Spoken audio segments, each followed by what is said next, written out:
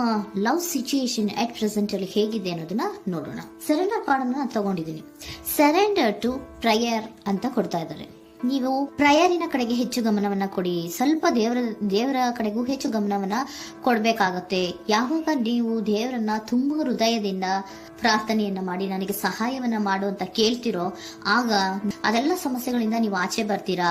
ಮಾಡೋದ್ರಿಂದ, ದೇವರನ್ನ ನೀವು ಧ್ಯಾನ ಮಾಡೋದ್ರಿಂದ ನಿಮ್ಗೆ ಏನ್ ಸಿಗುತ್ತೆ, ಯಾವುದೇ ರೀತಿಯ ಗೊಂದಲಗಳಿಗೆ ಅಥವಾ ಯಾವುದೇ ರೀತಿಯ ಸಮಸ್ಯೆಗಳು ನಿಮ್ಮಲ್ಲಿ ಇದ್ರೂ ನಿಮ್ಮ ಲವ್ ಲೈಫಿನ ವಿಚಾರವಾಗಿ ನಿಮ್ಗೆ ಆನ್ಸರ್ಗಳು ಸಿಗುತ್ತೆ, ಮತ್ತೆ ಸಪೋರ್ಟ್ ಕೂಡ ನಿಮ್ಗೆ ದೇವ್ರ ಕಡೆಯಿಂದ ಸಿಗುತ್ತೆ ಅನ್ನುವಂತಹದ್ದು ನಿಮ್ಗೆ ಹೇಳ್ತಾ ಇದ್ದಾರೆ.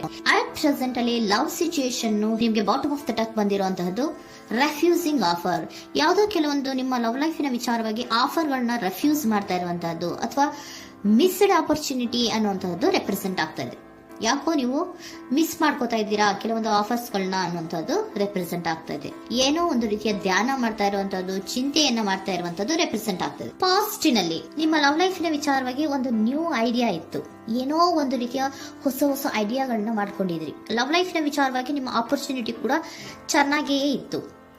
ಆದ್ರೆ ನಿಮ್ಮ ಲವ್ ಲೈಫಿನ ವಿಚಾರದಲ್ಲಿ ಕಿಂಗ್ ಆಫ್ ಸೋರ್ಟ್ಸ್, ನೀವೇನನ್ನ ನಿಮ್ಮ ಲವ್ ಲೈಫಿನ ವಿಚಾರವಾಗಿ ಏನನ್ನ ಎಕ್ಸ್ಪೆಕ್ಟ್ ಮಾಡಿದೀರಾ ಪಾಸ್ಟಿನಲ್ಲಿ ಅಂದ್ರೆ, ಲವ್ ಲೈಫಿನಲ್ಲಿ ಒಂದು ಕ್ಲಿಯರ್ ಇರಬೇಕು, ಕ್ಲಾರಿಟಿ ಇರಬೇಕು.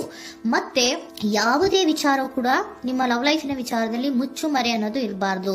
ಸ್ಪಷ್ಟವಾಗಿರ್ಬೇಕು, ಸ್ಪಷ್ಟವಾಗಿ ಹೇಳ್ಬೇಕು. ಏನ್ ಹೇಳ್ಬೇಕೋ ಅದು ಸ್ಪಷ್ಟವಾಗಿ ಹೇಳ್ಬೇಕು ಅನ್ನುವಂತಹದ್ದು ಎಕ್ಸ್ಪೆಕ್ಟ್ ಮಾಡುವಂತಹದ್ದು ಪ್ರೀತಿಯ ವಿಚಾರದಲ್ಲಿ.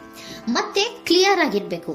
ಏನು ಅಂದ್ರೆ ನಿಮ್ಮ ಲವ್ ಲೈಫಿನಲ್ಲಿ ಒಂದು ಸ್ಟ್ರಾಂಗ್ ಆಗಿರ್ಬೇಕು, ಸ್ಟ್ರಾಂಗ್ ಬಾಂಡೇಜ್ ಇರಬೇಕು.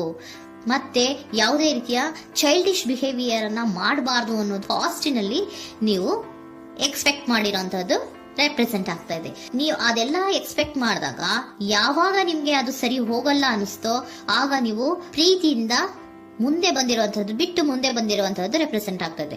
ಮೋಸ್ಟ್ ಪ್ರಾಬಬಲಿ ನಿಮ್ಮ ಕೆಲವೊಬ್ಬರಿಗೆ ಈಗ ಆಲ್ರೆಡಿ ಕೆಲವೊಂದು ರೀತಿಯ ಬ್ರೇಕಪ್ ಗಳು ಆಗಿರಬಹುದು. ಕಮ್ಯುನಿಕೇಶನ್ ಇಲ್ಲದೆ ಇರುವಂತಹದ್ದು ರೆಪ್ರೆಸೆಂಟ್ ಆಗ್ತಾ ಇದೆ. ಮೋಸ್ಟ್ ಪ್ರಾಬಬಲಿ ನೀವು ಇವಾಗ ಇಬ್ರು ಕೂಡ ನೀವು ಮಾತಾಡದೆ ಇರುವಂತಹದ್ದು ರೆಪ್ರೆಸೆಂಟ್ ಆಗ್ತಾ ಇದೆ. ಸೊ ಯಾವುದೇ ರೀತಿಯ ಕಾಂಟ್ಯಾಕ್ಟ್ ಅಲ್ಲಿ ಇಲ್ಲದೆ ಇರುವಂತಹದ್ದು ರೆಪ್ರೆಸೆಂಟ್ ಆಗ್ತಾ ಇದೆ. ನೋಡಿ, ಮುಂದೆ ಮುಂದೆ ಬರ್ತಾ ಇರುವಂತಹದ್ದು ರೆಪ್ರೆಸೆಂಟ್ ಆಗ್ತಾ ಇದೆ. ಯಾಕೋ ತುಂಬಾ ಬೇಜಾರಲ್ಲಿ ಇರುವಂತಹದ್ದು. ಪಾಸ್ಟಿನಲ್ಲಿ ಕೂಡ ನೀವು ಲವ್ ಲೈಫಿನ ವಿಚಾರವಾಗಿ ಕೆಲವೊಬ್ರು ಬೇಜಾರಲ್ಲಿ ಇರುವಂತಹದ್ದು ರೆಪ್ರೆಸೆಂಟ್ ಆಗ್ತಾ ಇದೆ.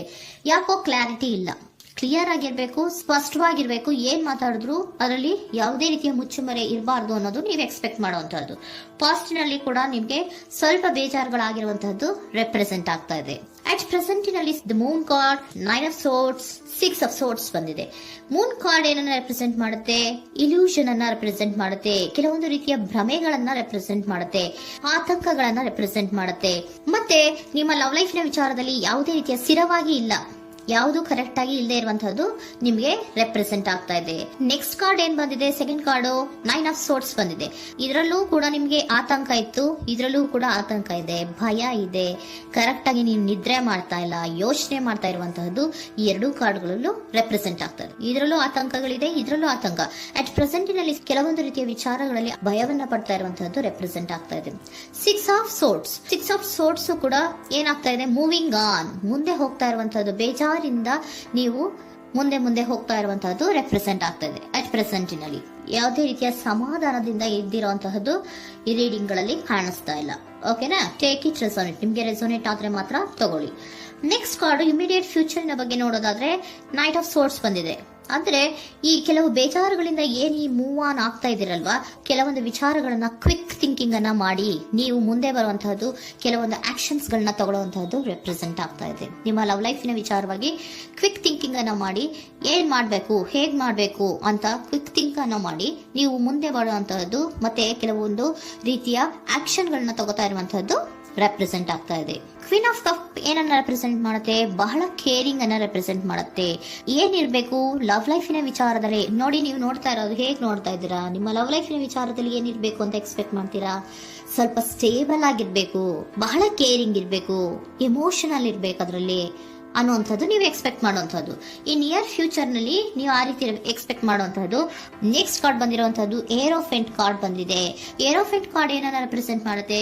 ಕೆಲವೊಂದು ವಿಚಾರಗಳ ಬಗ್ಗೆ ತಿಳ್ಕೊತಾ ಇರುವಂತಹದ್ದು, ಏನೋ ಕೆಲವು ವಿಚಾರಗಳ ಬಗ್ಗೆ, ನಿಮ್ಮ ಲವ್ ಲೈಫಿನ ವಿಚಾರಗಳ ಬಗ್ಗೆ ತಿಳ್ಕೊತಾ ಇದ್ದೀರಾ. ಏನಾಗಿದೆ, ಹೇಗಾಗಿದೆ, ಸ್ವಲ್ಪ ಆಕ್ಷನ್ಸ್ ಅನ್ನ ತಗೋಬೇಕು ಅಂದ್ರೆ ನಾನು ಸ್ವಲ್ಪ ಕೇರ್ ಅನ್ನ ಮಾಡಬೇಕು, ಸ್ಟೇಬಲ್ ಆಗಿರ್ಬೇಕು ಅಂದ್ರೆ ಸ್ವಲ್ಪ ನಾನು ಕೇರ್ ಅನ್ನ ಮಾಡಬೇಕು, ಆಕ್ಷನ್ ನ ತಗೋಬೇಕು ಅನ್ನುವಂತಹ ನಿರ್ಧಾರಗಳನ್ನ ನೀವು ಮಾಡ್ತಾ ಇರುವಂತದ್ದು ರೆಪ್ರೆಸೆಂಟ್ ಆಗ್ತಾ ಇದೆ. ಹಾಗಿದ್ರೆ ಏಂಜಲ್ ಗೈಡೆನ್ಸ್ ಏನ್ ಕೊಡ್ತಾರೆ? Are you ready? ನೀನು ರೆಡಿಯಾಗಿದ್ದೀರಾ ನೀವು ಅಂತ ಕೇಳ್ತಾ ಇದ್ದಾರೆ ಏಂಜಲ್ಸ್ಗಳು. ಅಂದ್ರೆ ಏನು, ನೀನ್ ಇಲ್ಲೇ ಕುತ್ಕೊಂಡು ಅಳ್ಕೊಂಡು ಬೇಜಾರು ಮಾಡ್ಕೊಂಡು ಕುತ್ಕೊಳ್ಳೋದು ಬೇಡ, ಸ್ವಲ್ಪ ನೀನು ಮುಂದೆ ಮೂವ್ ಆಗು. ಅಲ್ಲಿರೋದ್ರಿಂದ ಏನು ಪ್ರಯೋಜನ ಇಲ್ಲ. Are you ready? ನೀವು ರೆಡಿ ಆಗಿದ್ದೀರಾ? With in the next few weeks, ಕೆಲವೊಂದು ವೀಕ್ಗಳಲ್ಲಿ, ಕೆಲವೊಂದು ವಾರಗಳಲ್ಲಿ ನೀವು ಏನಾಗ್ತೀರಾ? ಅಬಂಡೆನ್ಸ್, ಸಾಮರಸ್ಯ ಅನ್ನೋದು ಇರುತ್ತೆ. ಇಂಪ್ರೂವಿಂಗ್ ಹೆಲ್ತ್ ಅಂದ್ರೆ ಏನು, ನೀವು ಯೋಚನೆ ಮಾಡಿ ಮಾಡಿ ಮಾಡಿ ಏನ್ ನೀವು ಈ ಆರೋಗ್ಯವನ್ನ ಹಾಳು ಮಾಡ್ಕೊಂತ ಇದ್ದೀರಾ. ಸೊ ಇಂಪ್ರೂವಿಂಗ್ ಹೆಲ್ತಿನ ಕಡೆಗೆ ಗಮನವನ್ನ ಕೊಡಿ. ಆತಂಕವನ್ನ ಮಾಡ್ಕೊಂಡು ಭಯವನ್ನ ಪಡ್ಕೊಂಡು ಮುಂದೆ ಹೋಗ್ಬೇಕಲ್ಲ ಅಂತ ನೀವು ದಿನ ಹೆಂಗೆ ಕಾಲವನ್ನ ಮುಂದೆ ಹಾಕ್ತಾ ಇದ್ರೋ ಅದಕ್ಕೆ ಏನ್ ಹೇಳ್ತಾ ಇದ್ದಾರೆ? Are you ready? ಮುಂದೆ ಬರೋದಕ್ಕೆ ನೀನ್ ರೆಡಿ ಆಗು. ಅಲ್ಲೇ ಕೂತಿರೋದ್ರಿಂದ ಯಾವುದೇ ರೀತಿಯ ಪ್ರಯೋಜನ ಇಲ್ಲ. ಸ್ವಲ್ಪ ನಿಮ್ಮ ಹೆಲ್ತಿನ ಕಡೆಗೆ ಗಮನವನ್ನ ಕೊಡಿ. ಸಮೃದ್ಧಿ ಅನ್ನೋದು ಬಂದೇ ಬರುತ್ತೆ, ಸಾಮರಸ್ಯ ಅನ್ನೋದು ಇದ್ದೇ ಇರುತ್ತೆ ಅನ್ನೋದು ಹೇಳ್ತಾ ಇದ್ದಾರೆ.